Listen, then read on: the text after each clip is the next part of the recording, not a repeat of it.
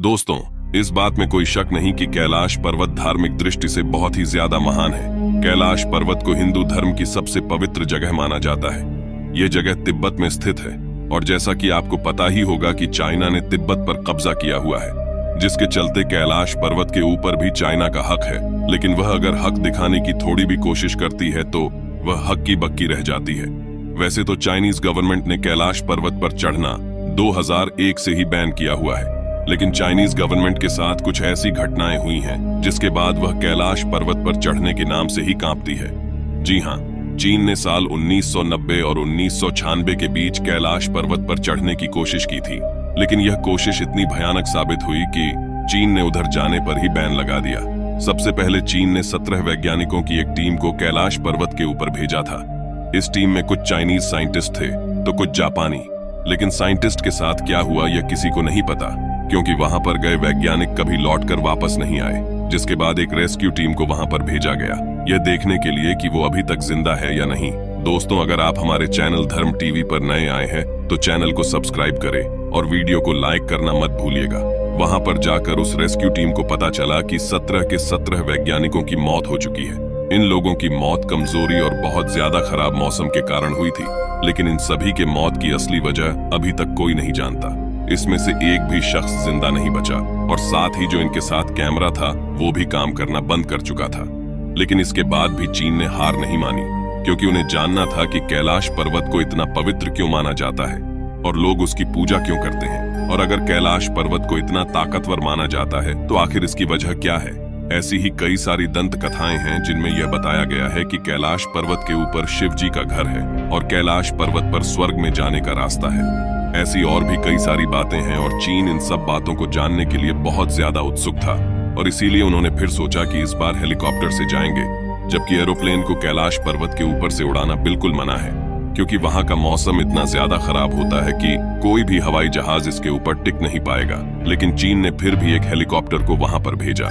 चीन की media report कहती है कि जब उन्होंने हेलीकॉप्टर से उड़ान भरी तो शुरुआत में उन्हें कैलाश पर्वत पर काफी सुंदर नजारे दिखे। उन्हें लग रहा था कि इससे सुंदर और शांत जगह और कोई हो ही नहीं सकती।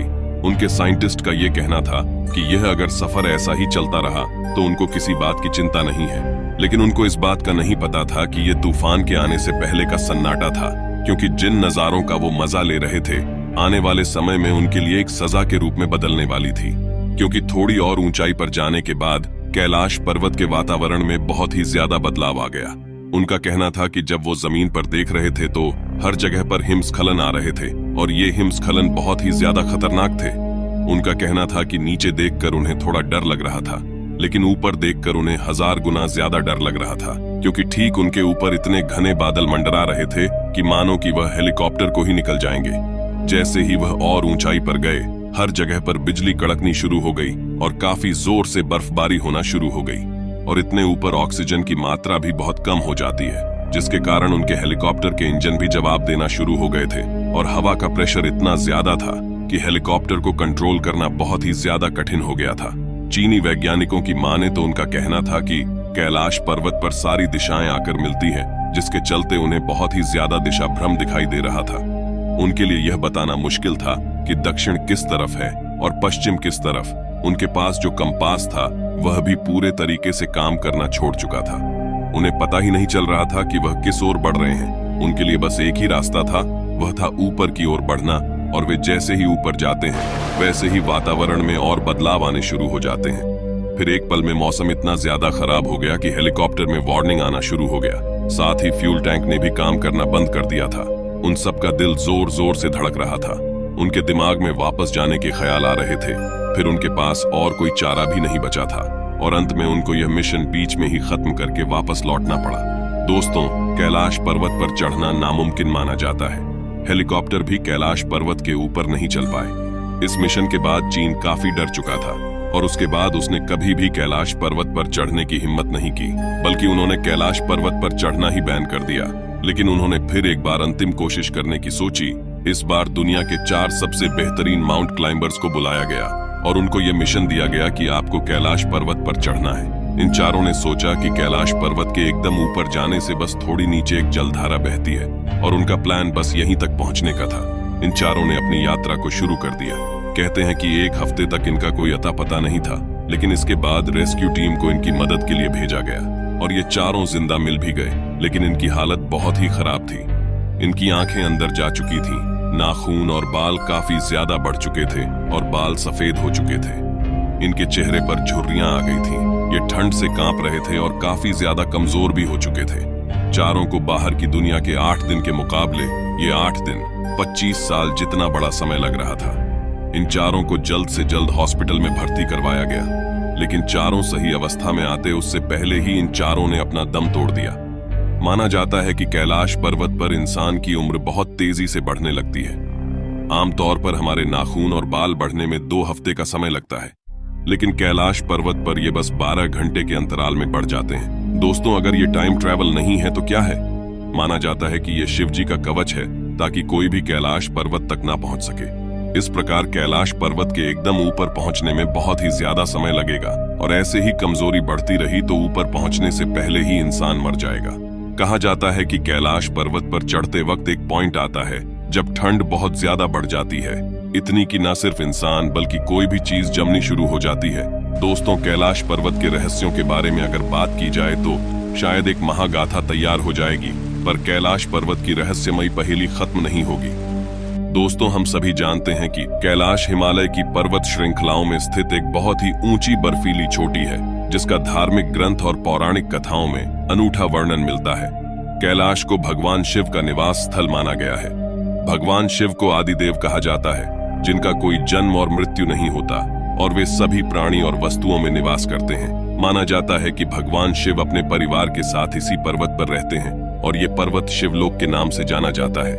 कई बार लोगों ने दावा किया है कि उन्होंने साक्षात शिव को इस पर्वत पर प्रकट होते देखा है, जो इसे रहस्यों के गहरे घेरे में ले जाती है।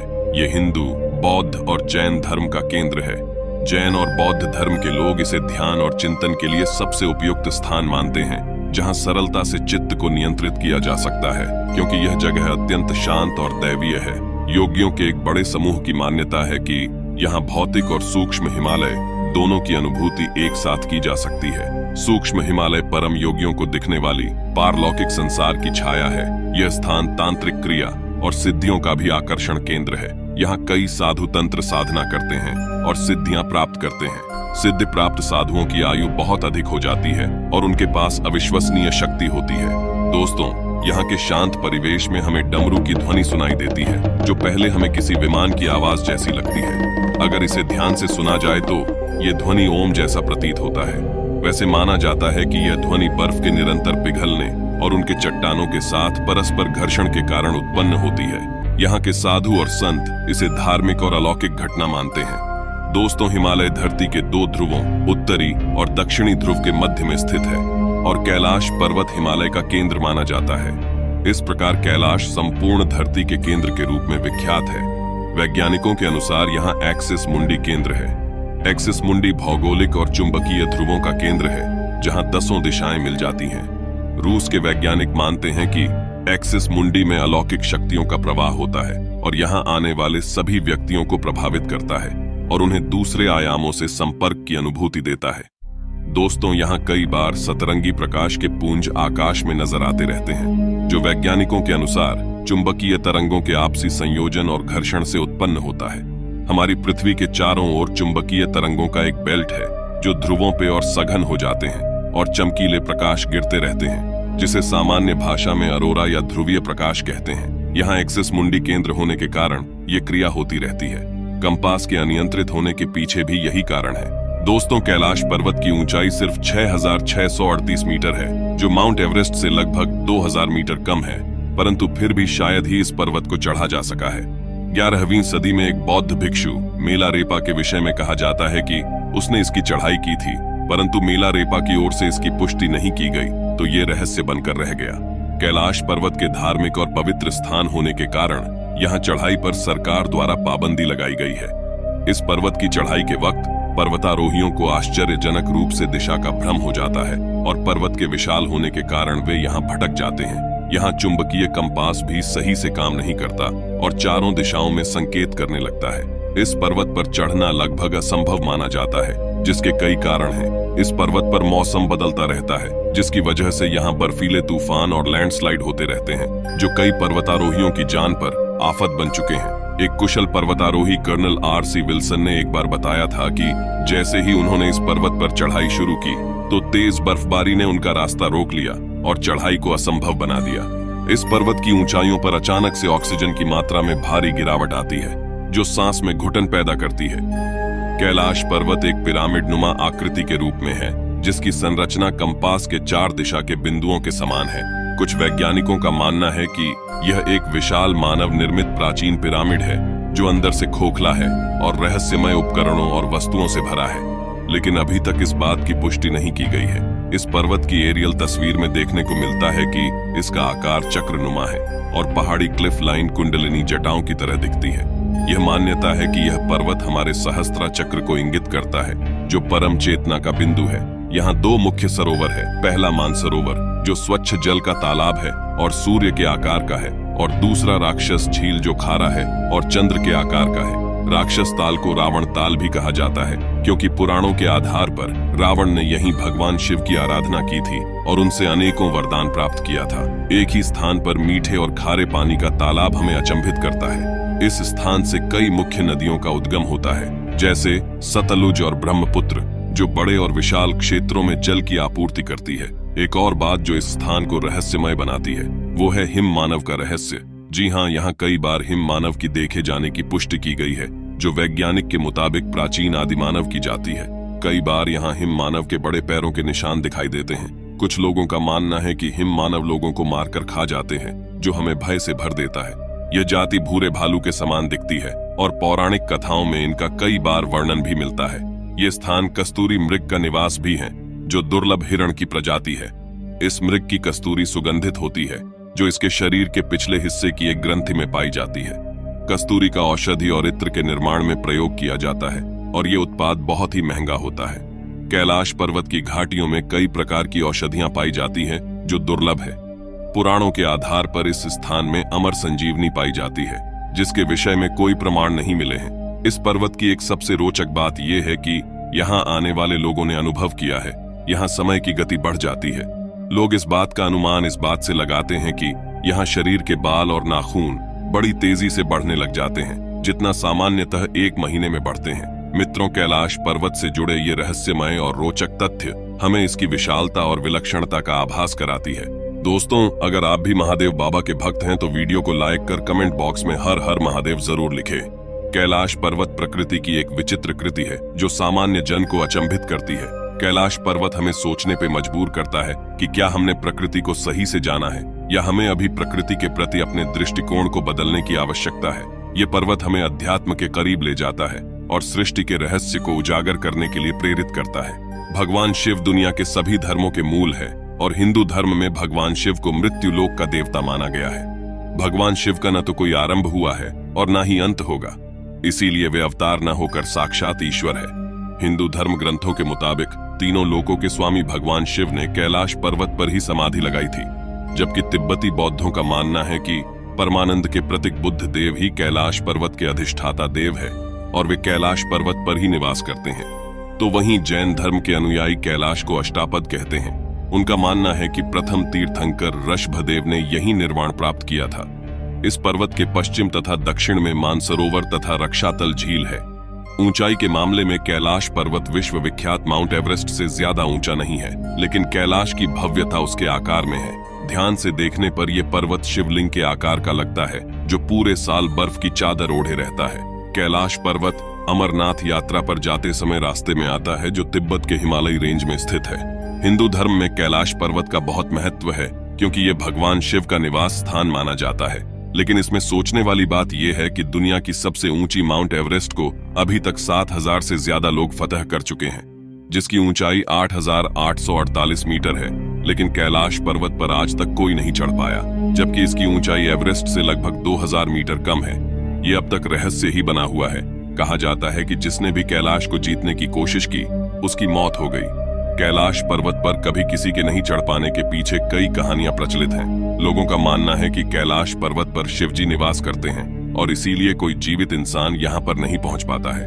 कहते हैं कि मरने के बाद या ऐसा इंसान जिसने कभी कोई पाप न किया हो, केवल वही कैलाश फतह कर सकता है। इस पर्वत से जुड़ी काफी दंत कथाएं भी प्रचलित हैं, जिसकी सच्चाई का पता लगाने के लिए 1999 में रूस के नेत्र रोग एक्सपर्ट अर्नेस्ट मोल्डाशेव ने यह तय किया कि वे कैलाश पर्वत के रहस्य को खोलने के लिए उस इलाके में जाएंगे, जिसके लिए उन्होंने एक टीम भी बनाई थी।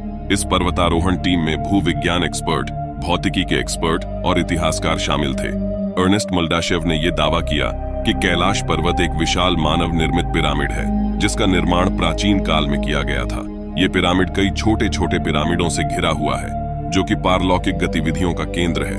उन्होंने बताया कि कैलाश पर समय काफी तेजी से गुजरता है। नाखूनों और बालों की वृद्धि, जो सामान्य परिस्थितियों में लगभग 2 सप्ताह में होती है, वो यहाँ केवल 12 घंटे में हो जाती है। कैलाश की हवा तेजी से उम्र बढ़ाने की प्रक्रिया में मदद करती है। उन्होंने अपने रिपोर्ट में लिखा था कि इस पर्वत पर रहना असंभव था। वे आगे बताते हैं कि कैलाश पर्वत पर दिशा भ्रम होता है, जिससे दिशा का ज्ञान नहीं रहता। कंपास यहाँ पे बच्चों का खिलौना बन जाता है। चुंबकीय कंपास यहाँ पे धोखा देने लगता है। शरीर के बाल और नाखून भी बहुत तेजी से बढ़ने लगते हैं, क्योंकि वो जगह बहुत ही ज्यादा रेडियो एक्टिव है। कैलाश पर्वत के बारे में तिब्बत मंदिरों के धर्मगुरु बताते हैं कि कैलाश पर्वत के चारों ओर एक अलौकिक शक्ति का प्रवाह होता है। ये शक्तियां आम नहीं बल्कि अद्भुत हैं। कहा जाता है कि आज भी कुछ तपस्वी इन महाशक्तियों के माध्यम से आध्यात्मिक गुरुओं के साथ साक्षात्कार करते हैं। रूस के एक पर्वतारोही सर्गेई सिस्टियाको ने बताया, जब मैं कैलाश पर्वत के बिल्कुल पास पहुंचा तो मेरा दिल तेजी से धड़कने लगा। मैं उस पर्वत के बिल्कुल सामने था, जिस पर आज तक कोई नहीं चढ़ सका था। लेकिन अचानक मुझे बहुत कमजोरी महसूस होने लगी और मन में ख्याल आने लगा कि मुझे यहाँ और नहीं रुकना चाहिए। उसके बाद जैसे जैसे मैं नीचे आता गया, मेरा मन हल्का होता गया। मित्रों, कैलाश पर्वत से ही 4 महान नदियों का उदय होता है। सतलुज, सिंधु, ब्रह्मपुत्र और घाघरा। ये चारों नदियां इस पूरे क्षेत्र को 4 अलग अलग हिस्सों में बांटती है, जो कि पूरे विश्व के 4 भागों को दर्शाती है। कैलाश पर्वत का सबसे रहस्यमय तथ्य यह है कि यहाँ समय तेजी से बीतता है। वैज्ञानिक इसके पीछे के कारण को ढूंढने में असफल रहे हैं। 11वीं शताब्दी में तिब्बती बौद्ध भिक्षु मिला रेपाही कैलाश पर्वत के शिखर तक पहुंचने में सफल हो पाए थे। कहा जाता है कि इसके बाद ही कैलाश पर्वत की स्थिति बदल गई, जिसके कारण पर्वतारोही भ्रमित होते हैं, जो खराब मौसम या अन्य किसी कारण से कभी भी इस पर्वत पर अपनी यात्रा पूरी नहीं कर पाते, और कुछ लोग तो कभी वापस ही नहीं लौटे। आज तक इस पर्वत पर किए गए सभी ट्रैक अधूरे और असफल रहे हैं। वर्तमान समय में कैलाश पर्वत की चढ़ाई पर पूरी तरह से रोक लगी हुई है, क्योंकि भारत और तिब्बत समेत दुनिया भर के लोगों का मानना है कि यह पर्वत एक पवित्र स्थान है, इसलिए इस पर किसी को भी चढ़ाई नहीं करने देनी चाहिए। रूस और अमेरिका द्वारा किए गए कई शोध और अध्ययन में यह बात सामने आई है कि इस पर्वत शिखर पर ही दुनिया का केंद्र है और इसे अक्षमुंडी के नाम से जाना जाता है। वेदों में कैलाश पर्वत को ब्रह्मांड का अंश और विश्व वृक्ष कहा गया है, एवं इसी बात का जिक्र रामायण में भी किया गया है। कैलाश पर्वत के ठंडे पहाड़ों पर जब सूर्योदय के समय सूर्य की किरणें पड़ती हैं तो विशाल स्वास्तिक की आकृति बनती है, जिसे देखकर ऐसा लगता है कि भगवान सूर्य भगवान शिव को अर्पण दे रहे हैं। दावा किया जाता है कि कई बार कैलाश पर्वत पर 7 तरह की लाइट आसमान में चमकती हुई देखी गई है। नासा के वैज्ञानिकों का मानना है कि हो सकता है कि ऐसा यहाँ के चुंबकीय बल के कारण होता हो। यहाँ का चुंबकीय बल आसमान से मिलकर कई बार इस तरह की चीजों का निर्माण कर सकता है। यदि आप कैलाश पर्वत या मानसरोवर झील के क्षेत्र में जाएंगे तो आपको निरंतर एक आवाज सुनाई देगी, जैसे कि कहीं आसपास में एरोप्लेन उड़ रहे हों, लेकिन ध्यान से सुनने पर यह आवाज डमरू या ओम की ध्वनि जैसी सुनाई देती है। वैज्ञानिक कहते हैं कि हो सकता है ये आवाज बर्फ के पिघलने की हो। ये भी हो सकता है कि प्रकाश और ध्वनि के बीच इस तरह का समागम हो कि यहाँ से ओम की ध्वनि सुनाई देती है। मित्रों, कैलाश पर्वत इतना अद्भुत, अलौकिक और रहस्यमयी है कि इसके बारे में जितना कहा जाए उतना कम है। इस पर्वत के अनेक रहस्यों की गुत्थी को आज भी वैज्ञानिक सुलझाने में लगे हुए हैं, क्योंकि वैज्ञानिक भी इस बात को मानते हैं कि कैलाश कोई पर्वत नहीं है, बल्कि प्रकृति की एक रहस्यमयी घटना है। मित्रों, कैलाश दुनिया का एकमात्र ऐसा पर्वत है जो आज तक अजेय है और इस पर चढ़ना लगभग असंभव है। कैलाश पर्वत के बीच 2 बहुत ही रहस्यमय झीलें, मानसरोवर और राक्षस झील मौजूद है। प्राचीन हिंदू ग्रंथों के अनुसार ये दोनों झीलें भगवान और राक्षस की है। भगवान की झील सूर्य के आकार की है, जिसमें भगवान विष्णु शेषनाग सहित वास करते हैं, और दूसरी झील चांद के आकार की है, जिसमें समस्त राक्षसों का वास है। ये झीलें एक दूसरे के बहुत निकट होते हुए भी एक दूसरे से बिल्कुल भिन्न हैं। मानसरोवर झील धरती की सबसे शुद्ध और निर्मल पानी की झील है, तो वहीं दूसरी ओर राक्षस झील सबसे खारे पानी की झीलों में से एक है। मित्रों, कैलाश पर्वत के शिखर पर पड़ने वाली बर्फ भी अलौकिक शक्ति का प्रदर्शन करती है, क्योंकि कैलाश पर्वत के शिखर पर पड़ने वाली बर्फ ओम का आकार ले लेती है। और हिंदू धर्म में ओम शब्द का अत्यंत ही महत्व है, क्योंकि श्रद्धालु ओम शब्द को भगवान भोलेनाथ का प्रतीक मानते हैं, जिस वजह से कैलाश पर्वत और भी पूजनीय और रहस्यमय हो जाता है। मान्यता है कि कैलाश पर्वत ही स्वर्ग का प्रवेश द्वार है। वेदों के अनुसार भी कैलाश पर्वत को स्वर्ग प्राप्ति का मार्ग कहा गया है। महाभारत की कथा के अनुसार इस पर्वत पर चढ़ते समय ही पांडवों और द्रौपदी को स्वर्ग की प्राप्ति हुई थी। अंत में ये निष्कर्ष सामने आता है कि जितना मुश्किल है शिव को समझना, उतना ही मुश्किल है शिव से जुड़े रहस्यों को समझना। कैलाश पर्वत को लेकर काफी शोध किए गए, लेकिन कोई भी ऐसा निष्कर्ष नहीं दे पाया जो उसके रहस्यों को सही अर्थों में उजागर कर सके। वैसे भी शिव को तर्कों और शोध से नहीं समझा जा सकता, क्योंकि शिव हमारी बुद्धि की सीमाओं से परे है। मित्रों, आपको हमारा आज का वीडियो कैलाश पर्वत के रहस्य क्या है कैसा लगा, इस पर अपने विचार कमेंट बॉक्स में जरूर लिखें। मिलते हैं फिर अगली वीडियो में एक और रोचक जानकारी के साथ।